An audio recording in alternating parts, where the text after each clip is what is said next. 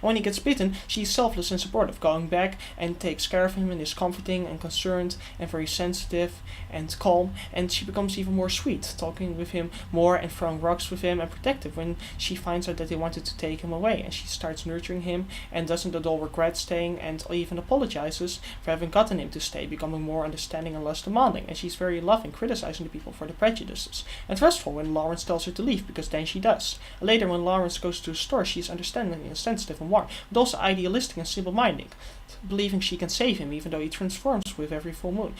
Yet she thinks that she can save Lawrence, and she becomes really romantic as well, appreciating Lawrence's love, and she becomes very longing, wanting him to stay. And then she kisses him, and she becomes courageous and stern, telling Francis Lawrence ain't in a shop, and she becomes hysterical when they force her out. And then she becomes proactive, learning of the gypsies, and she goes to find the leading woman. And at first she cannot find her, but eventually she meets her and asks her how she can save him. And she hears she has to kill him, but that she must do it out of love. But she stays hesitant, saying she can't, and she still has to learn to be strong, but she does become more courageous, going to Lawrence alone. Yet she stays near, preventing Francis from shooting him. And then when he goes after her, she's selfless and comforting, calming him down, and is stressed and vulnerable, yet stays warm. But when she sees he stays monstrous, she becomes very enduring and tough, shooting him. Yet she stays human, apologizing and holding him, and thereby making her a lot stronger, more enduring, yet also a more selfless person. So her arc is also very detailed and double-layered. The complaint Gwen served no purpose is silly, by the way. She kills Lawrence at the end, she takes care of him when he's sick, and was the cause of Ben leaving his father, which caused the Wolfman to snap again. And she even told Lawrence what happened to his brother, and is his light in the darkness. She isn't just there to look at. Now, to me that actually is a problem, so I'm not defending the film here, but that's just because I'm a sexist fuck, so you shouldn't care. You should just listen to the substance, Listen to what I say in as conceptually, not executionally. Do as I say, don't do as I fuck it. After Lawrence is bitten, we see him develop a very strong and beautiful relationship with Gwen. Jenny Yamato of Movies.com claims that the romance between Lawrence and Gwen is tepid and considers it awkward. However, I really do tend to disagree, as I think it is mistaken, because first of all, they spend a lot of time developing the romance, and second of all, they have a lot to bond over, and third, it's very deep and fits the characters and plays very much into the story. They really do make the most of it. Their relationship is very strong, and their relationship blossoms in this very slow and realistic way. It's a very dark, brooding romance. We see that Lawrence at first is comforting, saying he wouldn't expect his brother to cheat on her, but is thereby also sumptuous, and he's distant, not wanting to help, because he doesn't want to go back to his hometown, because he resents the people and his father, but eventually does, and is concerned for her, yet his father is intimidating and cold to her, and Lawrence is condescending to his father, and she is stressed and overwhelmed and frustrated.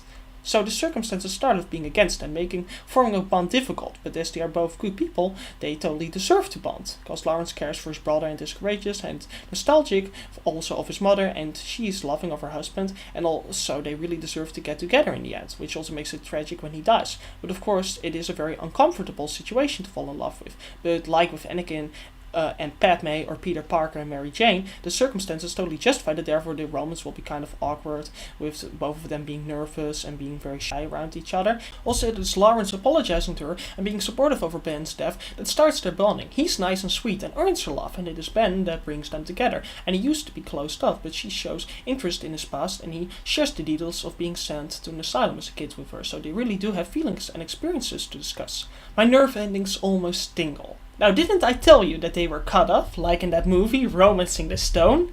Yeah, but I also told you that my mom killed herself while she's actually making choco for me right now. By the way, I want extra cream on that. That just makes it extra sweet. By the way, I love you too. And would you also like to watch the next episode of Cheers together? Okay, that's sweet. Awesome, thank you. So, who cares? I lie all the time. I'm a psychopath. I'm kind of like Jack Sparrow, except for that I'm not funny, not clever, not creative, and I don't get paid tens of millions to appear in sequels that a lot less people like, yet that somehow make $1 billion and $900 million respectively. And so she also becomes concerned for Lawrence, and it is when he gets bitten that she becomes more protective and appreciates how courageous and caring he was. Gwen becomes very caring and supportive of Lawrence after he's attacked, and is nurturing, sensitive, and trusting, so she's very nice and really does things to support him, being the light in his life. So it isn't just because he somehow loves her, but for reasons that they really bond. So it's really deep and three-dimensional. Lawrence begins to open up to Gwen as someone he can trust and care about, and he then cheers her up, teaching her how to throw rocks in the water, so we see them do stuff together as well.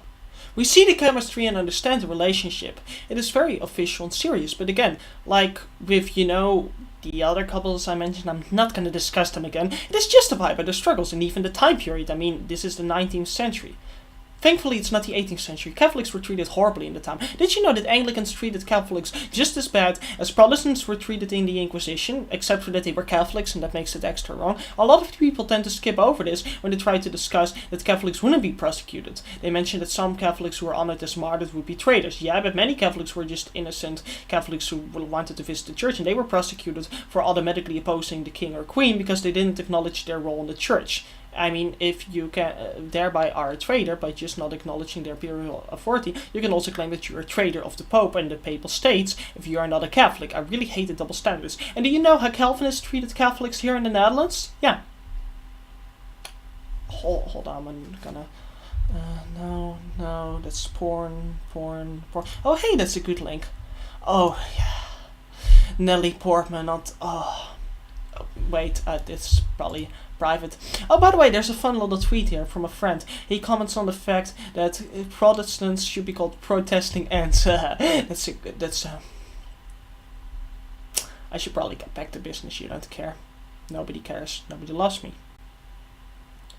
So it is not tepid, but subtle and even emotional as the film progresses to the end. And on top of that, the relationship between Gwen and Lawrence emphasizes the film's deep themes about civilized and the natural world and the struggle with each other, as Gwen is of the purest form of the natural world, but goes against the roots and erase the prejudices of the villagers by falling in love with Lawrence. And in turn, Lawrence also learns to reach a healthy equilibrium between natural and civilized worlds through Gwen, which we will get into later. And she also becomes really loyal and protective, criticizing the villagers for attacking him, and obedient, leaving when he tells her she should go, and later she is his reminder of happiness and innocence because he dreams in the mental institutions that she comes to his rescue. And what is also deep is that she clearly reminds him of the innocence and optimism of his mother.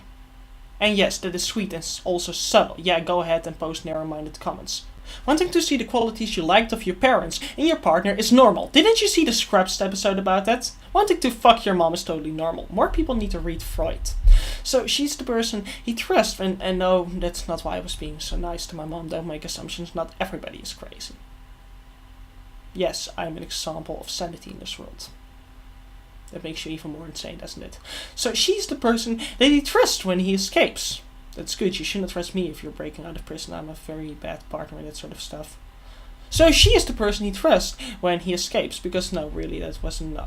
I should get on with this. So she is the person he trusts when he escapes, and she's saddened to see him hurt and becomes idealistic and naive, thinking she can save him and very attached, begging him to stay. And their sincerity touches him, and finally Lawrence admits to Gwen that he's always loved her from the beginning and would give anything he owed to have known her in another life. He becomes totally open and vulnerable for the first time. This scene is truly touching and beautiful and romantic as we see Gwen taken aback and touched by Laura's confession, and them even acting it out by kissing. And also we see a look of hopelessness yet conviction in Lawrence's eyes, which is a true statement to the sheer acting ability of Benicio del Toro. This scene is truly heartbreaking to watch. This is actually where they started crying.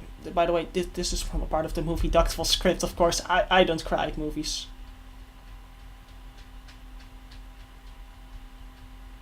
Except for Finding Nemo. His mom. That was just at the beginning. I mean, that was such a powerful film, wasn't it? I mean, it's a story about a father, and he lost all of his children but one. I mean, how's that? You did not only lose your wife, you lose all of your children, except for one who's even hurt by the shark attack. Yet, he still is him, but he becomes overly concerned, and he almost loses him throughout the story. Yet he gets him back at the end, and he realizes that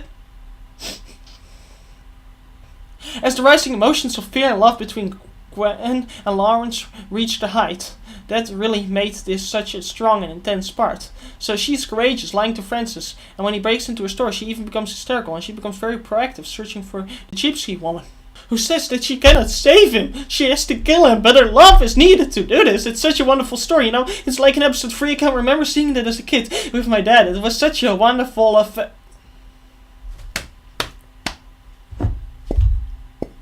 Oh, there was still stuff in. Now I spilled on mine.